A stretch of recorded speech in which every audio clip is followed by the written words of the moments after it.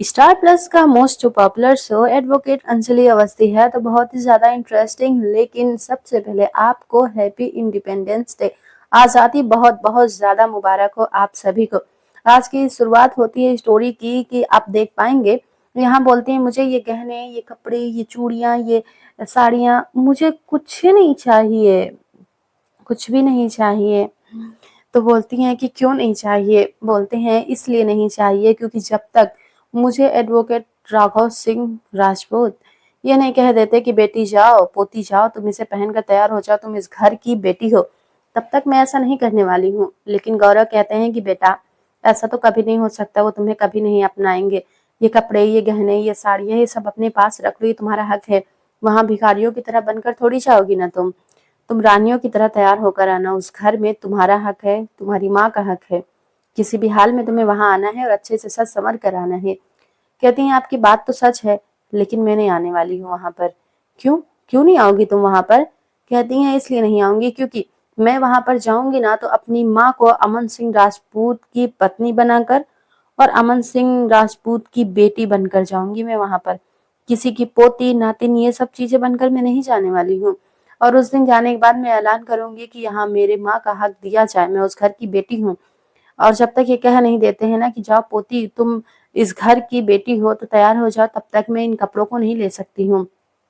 इधर राघव सिंह राजपूत कॉल कर देते हैं और कहते हैं कि कहाँ हो तुम लोग, सुबह से गायब हो, नजर नहीं आए।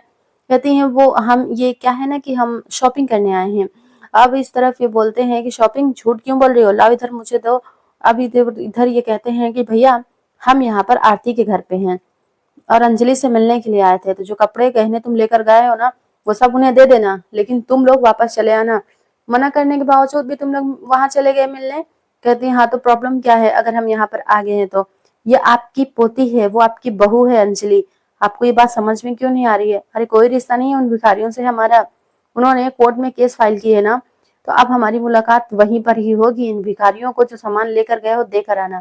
ये भिखारी नहीं है जिन्हें आप समझ रहे हैं। आरती ने सब कुछ लेने से मना कर दिया क्या? हाँ। इधर ये कहती मुझे ऐसा लग रहा है आप बहुत ज्यादा तीखी मिर्ची वाली बातें कर रहे हैं ना, लेकिन मैं आपको बता दूं कि आपके सामान का कोई लालच नहीं है मुझे। मैं वहां जरूर आऊंगी, लेकिन अपना अधिकार और अपने माँ का अधिकार लेने के लिए। इधर फोन डिस्कनेक्ट होता है। जाते जाते गौरव और निवेदिता कहते हैं कि प्लीज आप जरूर आना आरती, उस घर की बेटी हो तुम, हमें तुम्हारा इंतजार रहेगा, हम सब इंतजार करेंगे तुम्हारा। अब यहाँ से इतना कहकर ये चले जाते हैं। इस तरफ ये कहते हैं कि देखिए चारों तरफ सिक्योरिटी गार्ड तो लग चुके हैं, लेकिन आने वाले तो कहीं से भी अंदर आ ही जाएंगे ना।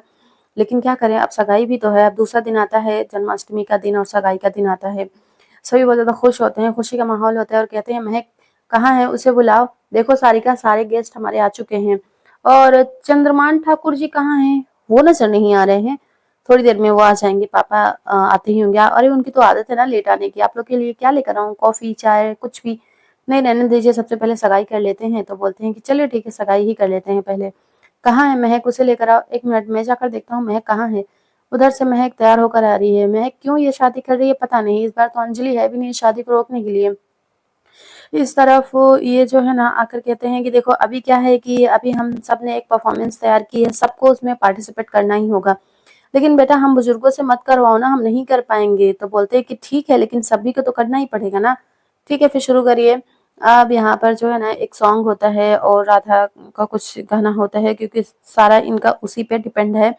और यहाँ पर महक भी युवराज के साथ हैप्पी नजर आ रही हैं। शोना भी खुश है, सभी अपनी अपनी जगह पे बहुत ज्यादा खुश होते हैं। लेकिन आपको बता दें कि उसी दौरान ये जो कली है ना वो भी अपने सपने सजाती हैं। चंद्रमान का इंतजार हो रहा है इसलिए अभी तक सगाई नहीं हुई है। वो सपने सजाती हैं, देखती हैं कि वहां पर हैं और वो वेद से प्यार कर रही हैं। बहुत कुछ उन्होंने सोच रखा हुआ है, लेकिन आपको बता दें कि वो एक सोच ही होती है जो कल ही अपने मन में प्यार को जगा रही है या प्यार उन्हें हो गया है। लेकिन आरती को बता देना चाहिए जो इंसान उसका पति है ही नहीं, उसे प्यार करने का मतलब कोई नहीं है। टूटेगा तो दिल इसमें, साथ में इनका भी। लेकिन आरती का दिल तो टूट ही गया है, वेद का भी, लेकिन अब कली का भी दिल टूटेगा क्योंकि आरती और कली दोनों ही डिफरेंट है। इधर वो गाना गाती हैं, इस तरफ ये भी अपना फर्ज अदा अदा करते हैं, लेकिन कली में वो उन्हें नजर आती हैं अपनी आरती। आरती को इमेजिन करते हैं और डांस कर रहे होते हैं। बस ये जो है ना बताने से ज्यादा देखने में इंटरेस्टिंग है। और उसके बाद बहुत ऐसा होता है कि काफी ज्यादा वो इमेजिन कर ले जाते हैं और उन्हें हर जगह आरती ही नजर आ रही होती है। इसी तरह से कहानी भी खत्म हो जाती है। कल में आप वही देखेंगे जो आप 3, 4, 5 दिनों से देखते आ रहे हैं, जहाँ पर वो रिश्तों को तोड़ने वाली हैं और महक की शादी इस बार फिर से हो सकता है कि टूट जाए। वो उस इंसान से राघव सिंह राजपूत शादी कर रहे हैं जिसको उनके बेटे को ही उन्होंने इस दुनिया से भेज दिया, और जो सही है उनका साथ ना देकर गलत का साथ दे रहे हैं, अनजाने में ही सही। लेकिन ये तो पता ही है कि कितना ज़्यादा गलत है युवराज, या पहले क्या था। तो आपको कैसी लग रही है स्टोरी, हमें कमेंट्स में ज़रूर बताइएगा कि क्या राघव सिंह राजपूत पूरी तरह से गलत कर रहे हैं या सही कर रहे हैं। आपकी अपनी राय क्या है, हमें कमेंट्स में बताइएगा। फिर मिलेंगे आपसे नेक्स्ट वीडियो में।